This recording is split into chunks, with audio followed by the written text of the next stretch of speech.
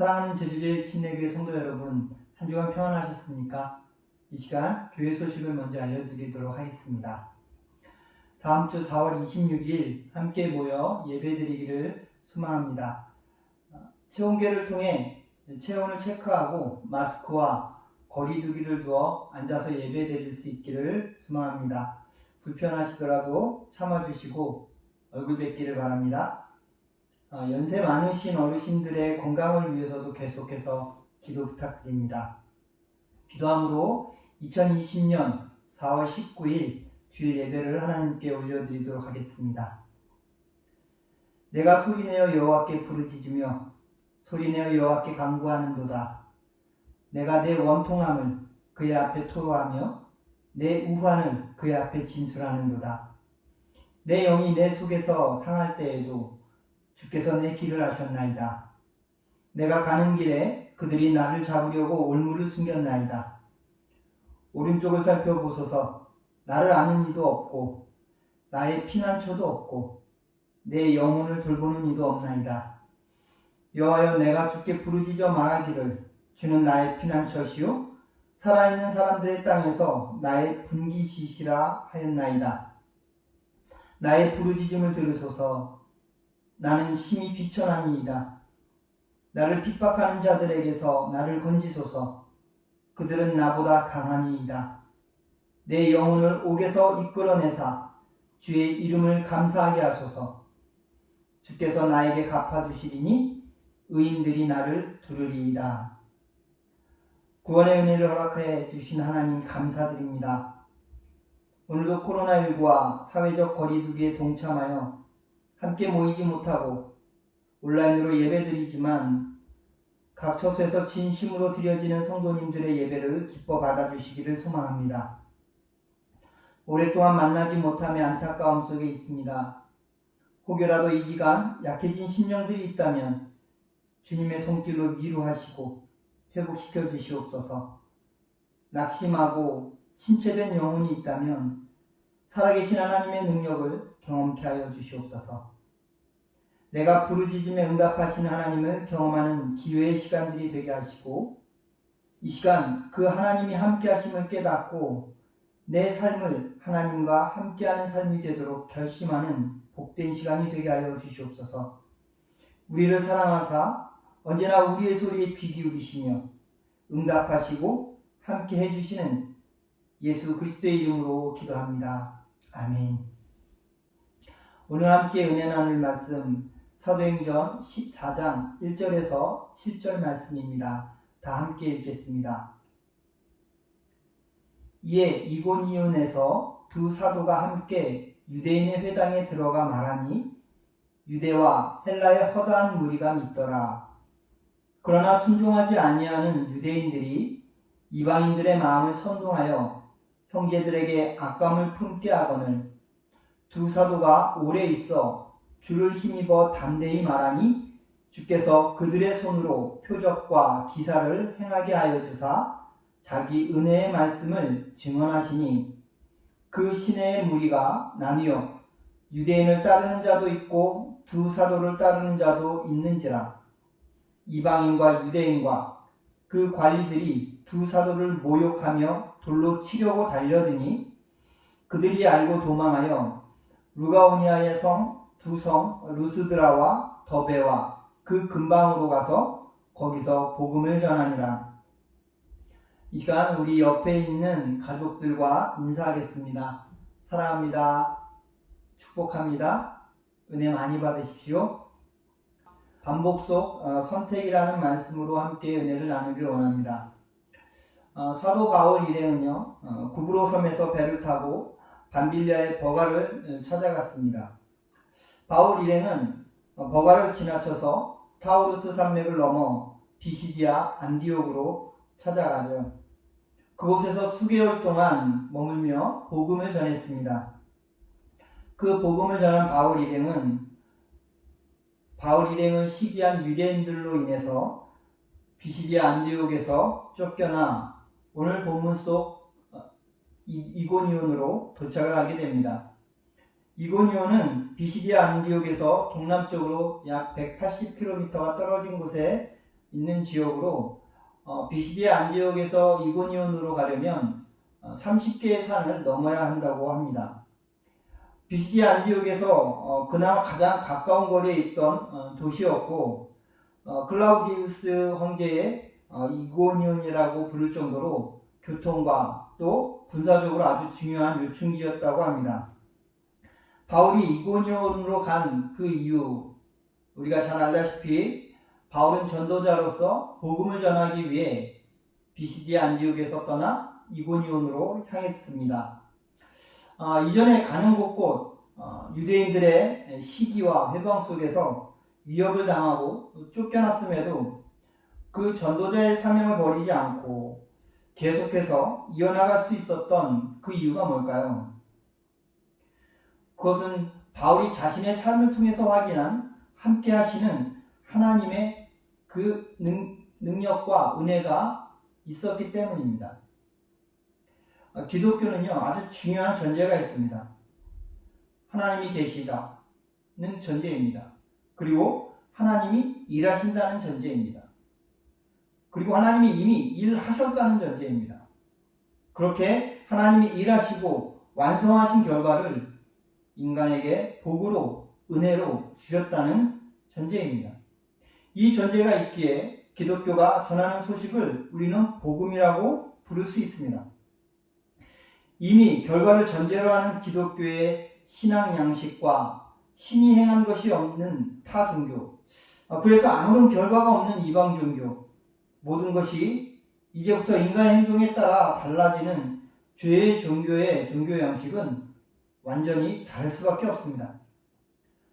사도행전에서 사도들은 이 기독교의 특징, 기독교의 전제를 너무나 정확히 알고 있었기에 사도들의 설교는 당연하게 하나님이 행하신 일, 즉 하나님이 예수 그리스도를 보내셨고 사람들이 죽인 그 예수 그리스도를 하나님이 다시 살려내셔서 우리의 주님이 되게 하시고 그리스도가 되게 하셨다는 것을 강조하고 있습니다. 예수님께서 부활하셨다는 것, 그리고 우리의 구원자가 되셨다는 것은 다른 말로 표현하면 우리 죄인에게 죄의 문제가 해결되었다는 것을 말합니다. 바로 우리 죄인이 구원받았다는 것을 이야기하는 것이죠. 다른 말로 표현하면 죄인이 하나님의 자녀, 즉 성도가 되었다는 것이고 하나님 나라의 유업을 이었다는 것을 의미합니다. 이 모든 일이 하나님이 행하셔서 그리고 하나님이 이루셔서 이미 성도에게 이루어진 것, 성취된 것, 완성된 것을 의미하기 때문입니다. 하나님이 이미 역사하셨고 인간에게는 이미 이루어진 일이기 때문에 이제부터 우리 인간이 어떤 행동을 하든 하나님이 행하신 그 사역에 대해서 어떤 반응을 하든 하나님이 이미 행하시고 또 이루신 그 결과는 전혀 달라지지 않는다는 것입니다. 하나님이 완성하신 일은 무엇으로든지 또 어떻게든지 또 누구든 절대로 바꿀 수 없다는 것입니다. 이것이 바로 기독교의 전제입니다. 기독교는 이 전제를 복음이라고 부르고 그리고 이 바로 복음으로 이루어진 결과를 선포하고 알리고 가르쳐주는 것입니다. 그러나 사람들은 이 복음을 대함에 있어서 어떤 선택을 하느냐에 따라서 그 결과가 달라질 것이라는 착각 속에서 빠져 있습니다. 그렇게 누군가는 순종을 하고 누군가는 불순종을 계속해서 반복하고 있는 모습을 우리는 보게 됩니다. 오늘 본문 1절과 2절입니다. 이에 이고니온에서 두 사도가 함께 유대인의 회당에 들어가 말하니 유대와 헬라의 허다한 무리가 믿더라. 그러나 순종하지 아니하는 유대인들이 이방인들의 마음을 선동하여 형제들에게 악감을 품게 하거늘. 1절을 통해 허다한 무리가 믿었다고 이야기하지만 2절을 통해서는 순종하지 아니하는 사람들에 대해서 이야기합니다. 복음은 하나님이 완성하신 것을 알려주고 이제 인간들에게 그것을 알고 구원의 삶, 성도의 삶을 누리며 살라고 하는 것입니다. 그렇게 구원은 전적으로 하나님의 역사이고 인간은 하나님의 말씀을 듣고 깨달아서 그 하나님의 은혜를 누리면 되는 것입니다. 그렇게 우리의 행동과 선택이 우리의 삶의 내용이나 결과를 만드는 것이 아니라 이미 이루어진 내용과 그 결과를 누리는 것임을 우리는 깨달아야 합니다. 재미있는 건 성경이 인간의 역사 속에서 계속해서 반복되어지는 이 순종과 불순종의 모습을 보여준다는 것입니다. 바울 일행이 경험하고 있는 것도 계속된 복음의 선포와 그 선포를 듣고 순종하는 자들이 경험하는 평안, 그리고 그 기쁨, 그리고 순종하지 않는 자들을 통해서 배척과 고난을 받는 모습을 보여주고 있습니다. 이미 이러한 결과를 알고 경험한 바울과 그 일행들이기 때문에 그들은 복음을 계속해서 전할 수 있었습니다. 자신들을 배척하려는 무리의 선동, 그리고 악행, 또한 선동당하는 무지의 반복 속에서도 아무런 개의치 않고 이고니온에서 오래 머물며 주님의 복음을 전하고 또 표적과 기사를 행하시는 그 경험을 통해서 하나님의 함께하심을 경험하게 되었기 때문입니다. 사도 바울이 온갖 박해와 시련 그리고 고난 속에서도 일평생 주님의 증인으로 살기를 마다하지 않고 계속 주님의 증인으로 살아갈 수 있었던 것은 주님께서 언제나 바울 자신과 함께하고 계심을 확인시켜 주셨기 때문입니다. 좀 더 정확하게 말하면 주님께서 바울과 함께 계심을 가장 손쉽게 확인하는 방법이 주님의 증인으로 살아가는 것이었기 때문입니다. 만약 누군가가 주님을 믿는데도 주님께서 자신과 함께 해주심을 한 번도 확인할 수 없었다면 그것은 그 사람이 그동안 주님의 말씀에 단 한 번도 자신을 던져본 적이 없음을 말하는 것과 다르지 않습니다. 하나님의 말씀에 자신을 던져본 사람이 계속해서 자신을 던지는 것은 하나님의 말씀에 자신을 던져본 사람만이 하나님께서 자신과 함께하고 계심을 확인할 수 있기 때문입니다. 그렇다면 하나님이 함께하신다는 것이 왜 그렇게 중요할까요? 창세기 39장 2절에서 그 이유를 성경은 우리에게 알려주고 있습니다. 여호와께서 요셉과 함께하심으로 그가 형통한 자가 되어 그의 주인 애굽 사람의 집에 있으니, 우리가 잘 알고 있는 요셉의 한 일화의 모습입니다. 요셉은 자신의 형들에게 팔려 애굽 노예로 끌려가게 됩니다. 그리고 그곳에서 요셉의 삶은 처참하게 변화되어집니다. 자유인의 삶에서 종의 삶으로, 그리고 감옥에 갇힌 죄수의 삶으로. 그러나 그때마다 성경은 오늘 창세기 39장 2절에서 말하는 것과 같이 요셉의 삶이 형통했다고 이야기합니다. 그 이유가 뭔가요? 바로 하나님이 함께 계셨기 때문이라고 이야기하고 있습니다. 바로 우리의 형통한 삶이 하나님의 함께하심 속에 있기 때문입니다. 그 형통한 삶은 다시 말해서 복된 삶이기 때문입니다. 우리 모두가 복된 삶을 원합니다. 우리 모두가 형통한 삶을 원합니다. 그러나 그 삶의 전제 속엔 하나님의 함께하심이 없다면 이루어지지 않음을 성경은 계속해서 우리에게 반복해서 이야기해 주고 있는 것입니다. 바울의 삶은 전도자의 삶이었습니다. 그렇게 그의 삶의 형통함이라는 것은 복음을 전하는 것이었고, 그 결과는 우리가 지난 시간에 함께 보았듯 사도행전 13장 52절과 같습니다. 제자들은 기쁨과 성령이 충만하니라. 자신이 전한 복음을 듣고 그것에 순종하여서 믿음으로 예수 그리스도를 구원자로 여긴 사람들, 그들이 누린 것은 기쁨과 성령의 충만함이었습니다. 이것이야말로 복음을 전한 바울에게는 가장 큰 형통의 일이 아니었겠습니까? 자신이 믿고 그들이 구원받아서 기쁨과 성령 충만함을 누리길 원했는데, 그렇게 전한 복음을 통해서 그들이 믿고 기쁨과 성령 충만한 삶을 살았다면 이처럼 형통한 일이 어디 있겠습니까? 우리는 모두가 믿고 모두가 구원받기를 바랄지 모르지만, 그것은 형통이라고 생각할지 모르지만 하나님의 말씀인 성경은 그렇게 이야기하고 있지 않습니다. 지난 시간에 보았던 사도행전 13장 48절이 이렇게 증거하고 있습니다. 이방인들이 듣고 기뻐하여 하나님의 말씀을 찬송하며 영생을 주시기로 작정된 자는 다 있더라. 이 말씀은 믿을 자와 순종하지 않는 자가 반드시 있다는 것입니다. 오늘 본문 속에서도 이렇게 이야기하죠. 14장 4절입니다. 그 시내에 무리가 나뉘어 유대인을 따르는 자도 있고 두 사도를 따르는 자도 있는지라. 분명한 것은 하나님의 말씀이 선포되어졌을 때 그것이 진리의 말씀일지라도 그것을 따르는 자와 따르지 않는 자가 분명히 나뉘게 된다는 것입니다. 그러나 더 중요한 것은 우리는 믿어 구원을 받은 성도들이라는 것입니다.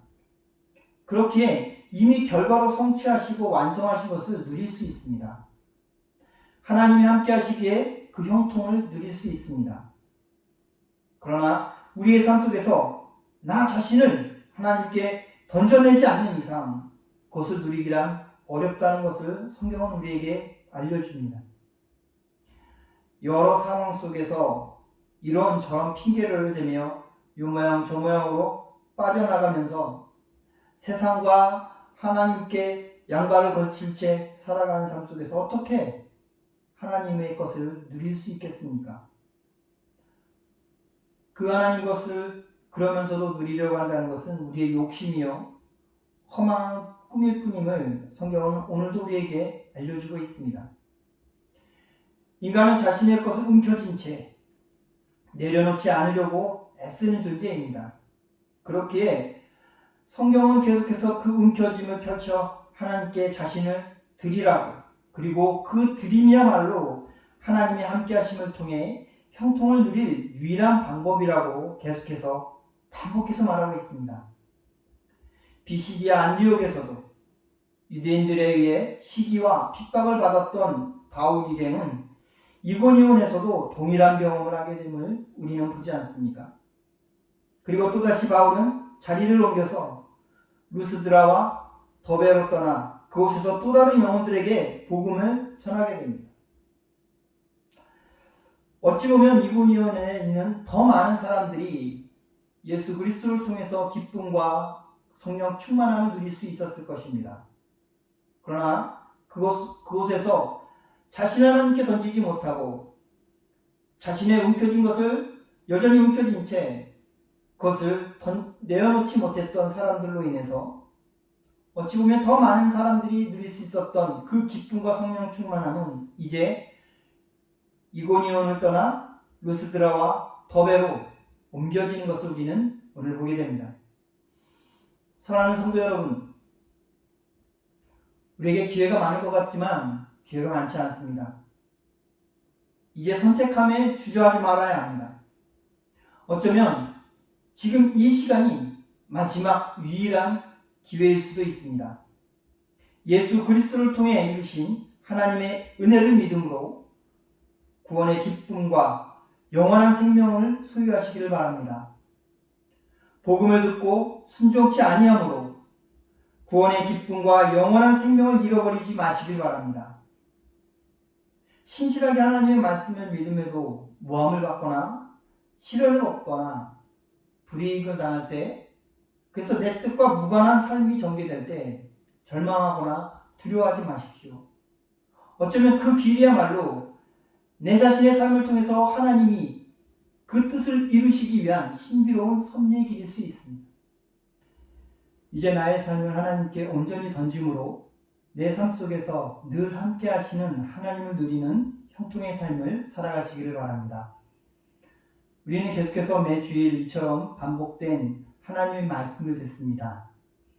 그리고 하나님은 우리에게 그 기회를 계속 주시고 계십니다. 그러나 이 기회가 영원히 계속될 것이라고 믿어서는 안 됩니다. 오늘 여전히 반복되어져서 우리에게 들려오는 복음을 듣고 기회를 놓치지 마십시오.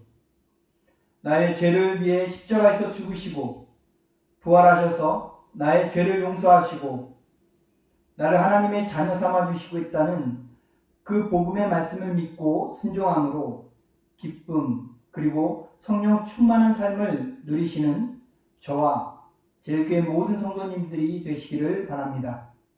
기도하겠습니다. 이에 이고니온에서 두 사도가 함께 유대인의 회당에 들어가 말하니 유대와 헬라의 허다한 무리가 믿더라. 오늘도 전능하신 하나님의 말씀을 듣고 깨닫고 이해할 수 있게 해주심에 감사드립니다. 이제 오늘 우리에게 들려주신 말씀을 다시 생각하며 그동안 내 삶 속에 수없이 반복되었던 하나님의 손길을 바라봅니다. 그럼에도 하나님의 함께하심을 누릴 수 없게 계속해서 그 손길을 거부한 우리를 용서하여 주시옵소서. 이제 다시 허락하신 오늘의 기회를 놓치는 어리석음을 반복하지 않게 하여 주시옵소서. 예수 그리스도의 십자가에서의 죽으심과 부활하심이 나의 죄를 용서하시고 내게 영생을 주시기 위한 하나님의 일하심이었고 그 결과임을 받아들이게 하여 주시옵소서. 그렇게 하나님의 구원의 은혜 속에 기쁨과 성령이 충만한 삶을 살아가게 하옵소서. 이제 나 자신을 하나님께 온전히 던질 수 있기를 소망합니다. 그 던짐 속에서 함께 하시는 하나님을 경험하는 복된 삶을 누리게 하여 주시옵소서. 우리를 구원하시기 위해 십자가의 고통을 참아주시고 부활하신 예수 그리스도의 이름으로 기도합니다. 아멘. 이제는 우리를 구원하신 예수 그리스도의 구원의 은혜와 하나님 아버지의 사랑하심과 성령님의 내주 충만하심이 이 시간 각 가정과 처소에서 예배드리며 하나님의 복음에 순종하여 예수 그리스도를 통해 구원의 기쁨을 누리며 나 자신을 던져 하나님의 함께하심의 형통의 삶을 바라고 소망한 제일교회 모든 성도님들과 교회 위에 이제로부터 영원히 함께하시기를 우리 주님 예수 그리스도의 이름으로 축원합니다. 아멘. 한 주간 주님 안에서 승리의 삶을 사시고 다음 주 이곳 예배당에서 기쁨과 감격 속에서 함께 예배드리기를 소망합니다. 감사합니다.